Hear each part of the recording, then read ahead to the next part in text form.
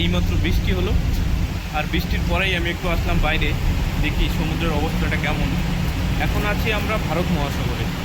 তো ভারত মহাসাগরে এইখানটায় অ্যাকচুয়ালি সমুদ্র বেশিরভাগ সময় উতাল পাতাল থাকে, আর বৃষ্টির পরেও এখনও সেই উতাল পাতালই রয়েছে, বাট অতটা বেশি নেই। কিন্তু আমাদের যে ঢেউটা আসছে সামনের দিক থেকে নয়, অ্যাকচুয়ালি পিছন দিক থেকে আসছে, আর হাওয়ার স্পিডটাও প্রচণ্ড বেশি। হয়তো আওয়াজটা শুনে বুঝতে পারছো কেমন হাওয়া হচ্ছে, মানে হেঁটে যাওয়া একটা মুশকিলের ব্যাপার হয়ে যায় মাঝে মাঝে, এত পরিমাণে হাওয়া হচ্ছে, প্রচণ্ড পরিমাণে হাওয়া হচ্ছে।